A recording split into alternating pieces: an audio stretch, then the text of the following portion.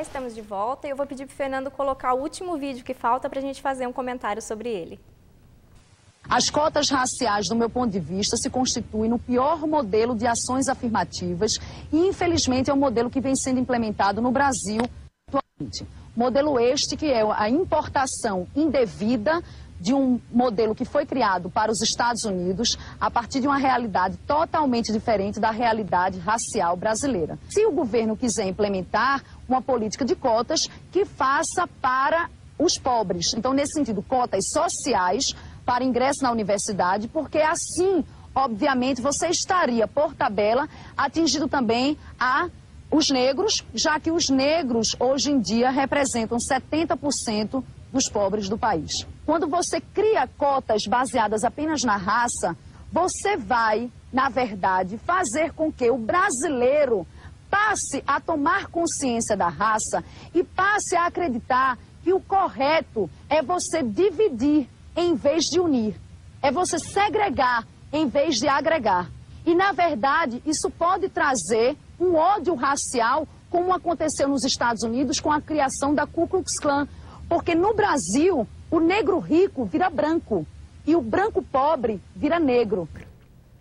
É fantástico isso. Não, é fantástico porque ela mesma traz uma série de dados que ela se recusa a ver. Ela não questiona por que 70% dos pobres são negros. Exatamente. Não há esse questionamento por parte dela. Então, não há, não existe. Tá. Agora, o reconhecimento, o medo dela é o quê? Que o negro se reconheça negro e o branco se reconheça branco. Viu? Ela fala isso, né? Porque aí vai surgir o racismo. Aí vai surgir o racismo. Vai segregar. Né? Então, esses 70% e aí vai surgir um negros... ódio, aí ela inverte a história, você reparou? Sim, né? Mas esse é o papel deles. Eles passam o tempo inteiro invertendo a história. A clã aparece após as cotas. Você viu que a clã imagina, ela é fruto das cotas. Ela fez uma história fantástica. Ela cria, é isso que a Ana Maria Gonçalves coloca no artigo, como as pessoas pegam determinados fatos, entendeu? E transformam isso numa cara de pau, numa disfarçatez tamanha para servir a seus propósitos. Né? Até acho que é interessante falar, né, para as pessoas, olha, meu amigo, né, nessa câmera aqui, né, olha, vou contar uma coisa para vocês, né, vou contar uma coisa fantástica para vocês. Antes veio a clã, depois vieram as políticas de ação afirmativa, né, para diminuir esse histórico, né, nos Estados Unidos da clã poder circular livremente. Né? Não, eu acho curioso como as pessoas falam em segregação, né, baseada apenas no fator legal. Ok, a segregação nos Estados Unidos era legalmente constituída, né, até os anos 50. Aqui nunca houve lei, entendeu? E essa segregação permanece até hoje. Exatamente, esse é o problema, continua. Tá? Você não precisa ir muito longe, né? Nós estamos aqui em São Paulo, você não precisa ir muito longe. Vá a determinados bairros de São Paulo, encontre negros. Ou você pode até encontrar os empregados que estão deixando as casas domésticas onde trabalham, né? Ou os seguranças que estarão na rua guardando as moradias, entendeu? Mas você vá a um restaurante minimamente luxuoso, ou um pouco mais caro em São Paulo, e conte quantos negros você vai encontrar sentado nas mesas. E observe a reação das pessoas se entrar um negro. Não precisa ir muito, pode ir mais perto. Eu acho que nos shoppings em São Paulo, mesmo os shoppings populares, eu acredito que as praças de alimentação elas têm pouquíssimos negros nas praças de alimentação. Se você pegar isso em proporção à população, você vai ver que eu vi uma pesquisa, o mais interessante é você ver isso na Bahia. Onde 80% da população é negra. Mas eu vi uma pesquisa de que quando você tem um negro e um branco com o mesmo currículo, o branco é o contratado. Então, aí você me dizer que não tem o preconceito... Tem estudos de RH em São Paulo. Exatamente. Sobre isso. Eu vi sobre um estudo de RH. Sim, porque você tem uma série de coisas. Enquanto você não vê a pessoa, mas a partir do momento em que aquele contratador ou a pessoa responsável pela entrevista, pela contratação, enfim, pela análise, se dá conta de que aquela pessoa é negra, as chances dela caem, as chances diminuem. Né? Isso é fato. É fato, tanto que em qualquer lugar que a gente trabalha, a gente vê exatamente isso. A gente vê exatamente isso. Não precisa ir longe, né, Fran? Nós em fila de boate. Como é que o segurança faz com a gente? Isso é verdade. Né? Deixa nós dois passarmos. Você pode ter uma fila de jovens negros. Eles são revistados todos. Eles são revistados todos. Quando chega na nossa vez, a gente passa. Essa semana, não foi ontem. Jamais sou revistado. Ontem ou anteontem, eu vi uma cena que eu fiquei impressionada, porque eu estava numa rua do meu bairro, indo numa certa direção, e à minha frente ia um jovem negro que estava de boné, uma calça jeans, um blazerzinho, e ele tinha as duas mãos nos bolsos. Tá? Ia caminhando. E aí, curiosamente, no sentido oposto, vinha um jovem branco, de chapéu, com uma calça dessa de skinny, bem apertadinha, exatamente andando do mesmíssimo jeito, com as duas mãos nos bolsos. Eles iam em sentido contrário. E veio um carro da polícia. Ela parou o jovem negro para revistar, e o jovem branco, que ia no sentido oposto, continuou o caminho dele. E aí eu perguntei, mas o que há? O que torna esse jovem aqui suspeito e não torna aquele? E aí não há como você não chegar a uma única conclusão. É a cor da pele. Entendeu? A única coisa que torna aquele jovem suspeito, porque eles estavam vestindo praticamente a mesma roupa. Um estava de jeans, o outro estava com uma calça preta.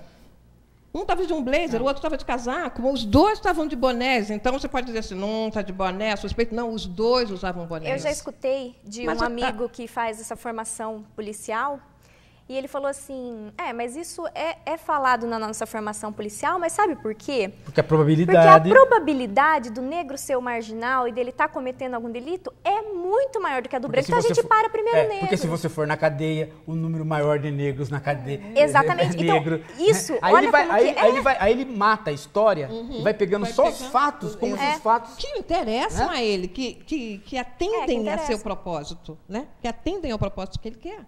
Agora, que há uma certa... que é uma coisa que é introjetada de uma tal maneira que...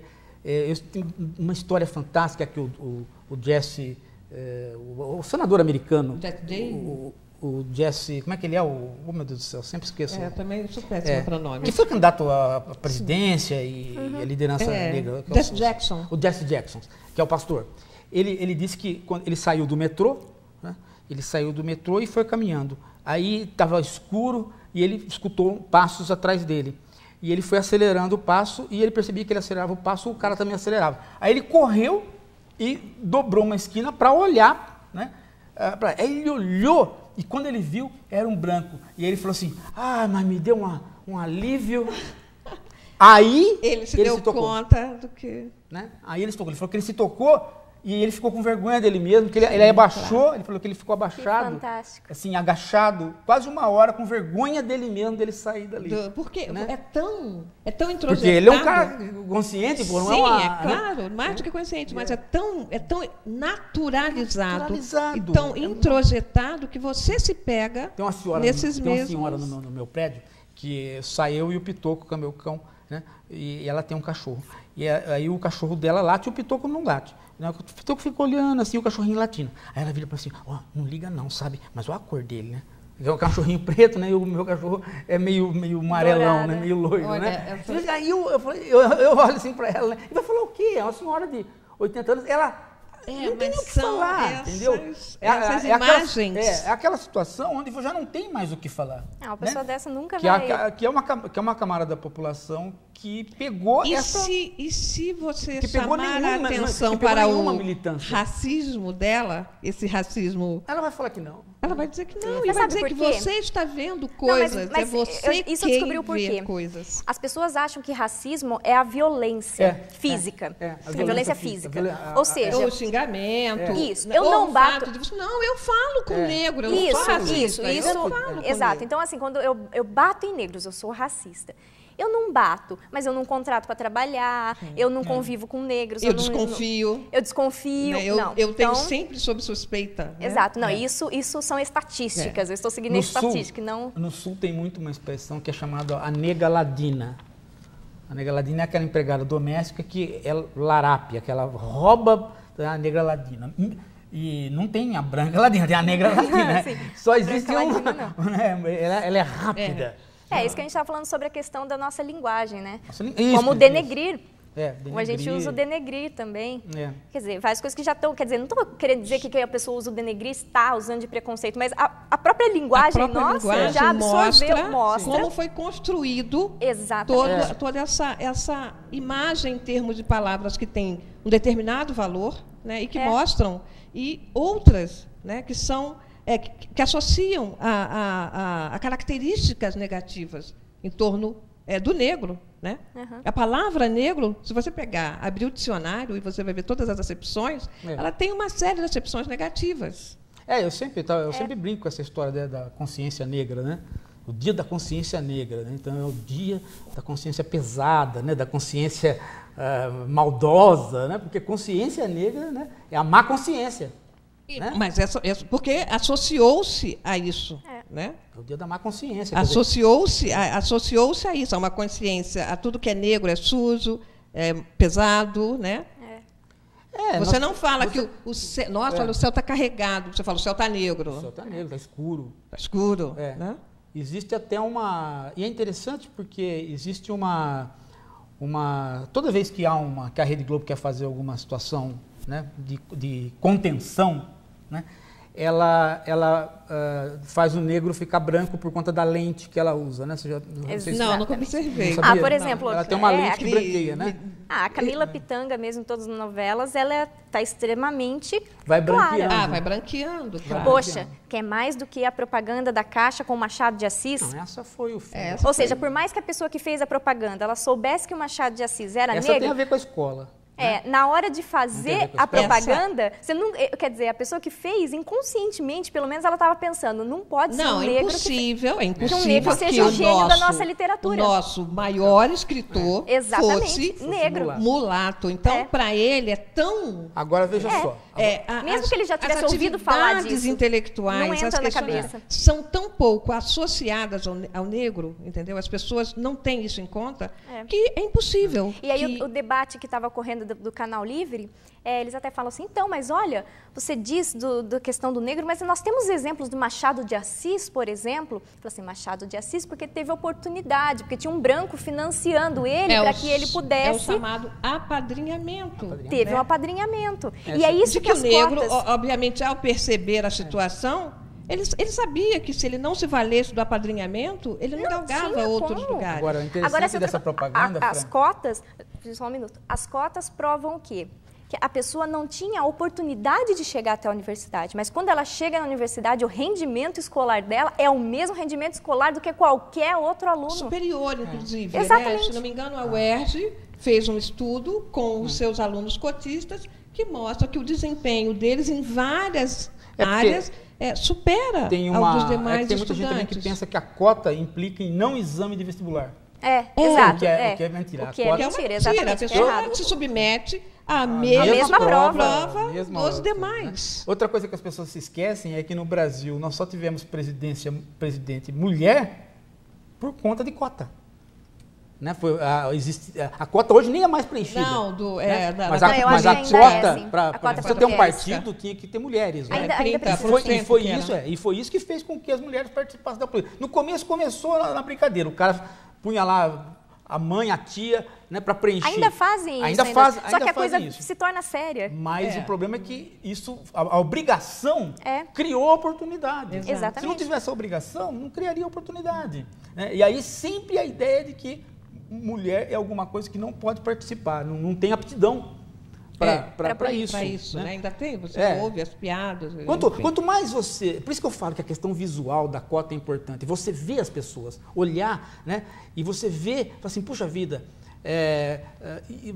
nos Estados Unidos tem esse tipo de coisa, porque a segregação, como a escola pública era boa para os dois lados... Não tanto para os negros. Não, mas aí que está, né? A escola... É a história do pobre lá e do pobre aqui, né? O pobre... Como você tem uma escola pública que não era a total desgraça, né? Você tem, antes da política dos direitos civis, você tem uma classe média escolarizada negra. Até porque você precisava ter, uma vez que em função da segregação... A segregação. Em função da segregação, você precisaria ter os profissionais, negros, advogados, negros. Exatamente. Quer dizer, a segregação... Porque você tem uma... No caso da África do Sul também, você tinha... Exatamente. Você tem professores, médicos, tem a segregação. até por conta da segregação legal. A ideia do mito da democracia racial é que fez com que a gente chegasse tarde. O professor Kabengele Munanga, né, ele costuma usar uma expressão que é muito interessante, e mesmo que ele diz, o nosso racismo é um dos... Né, a sutileza do nosso racismo foi de uma inteligência, entendeu? Se os americanos se tivessem dado conta, talvez eles não tivessem adotado a segregação, tivessem adotado o mesmo sistema nosso. Existia nos Estados Unidos uma coisa que os segregadores, nem todos eles eram racistas, né? Tinha muito segregador que acreditava piamente que essa era a melhor política para os dois lados. Para os dois lados, porque sim. O próprio Lincoln... não eliminaria a cultura do outro, né? E a segregação foi uma política de grupos, né? O italiano, o irlandês, né? E isso marcou, né?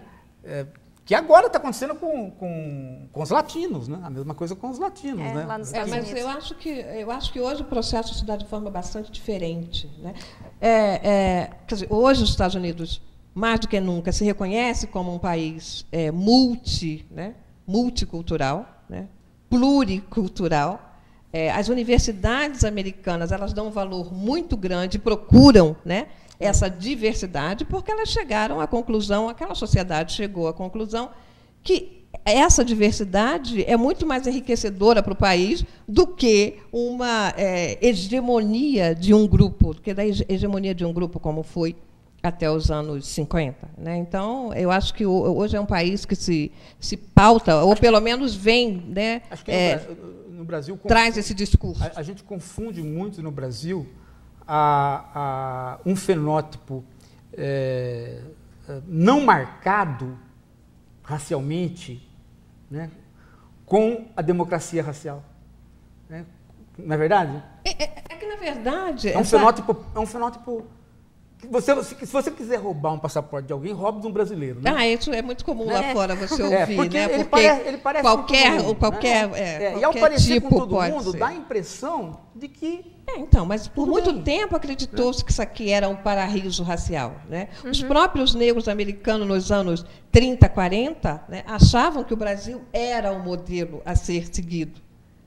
Né? E isso só nos anos 70 é que se começa a desfazer isso, mostrando que isso aqui não era, pelo contrário, né? Estava longe de ser um paraíso racial. Essa pesquisa do IBGE, essa que fala que você procura o de mesma classe e o de mesma cor, é recente, é de agora. É de agora, é da última. Né? Quer dizer, o país está reproduzindo essa mesma coisa. Inclusive, até ele estava dando um exemplo. Quando um jogador de futebol negro sai da favela, negro, vai jogar futebol, ganha muito dinheiro, começa a conviver em outros lugares, ele começa a namorar com um monte de mulheres brancas, que jamais namorariam ele, jamais conheceriam ele e tudo mais. Né? Obviamente, se ele continuasse lá no lugar dele. Exatamente, nunca iam se encontrar. Eu quero agradecer demais a sua participação. Eu que agradeço. Foi excelente o nosso papo.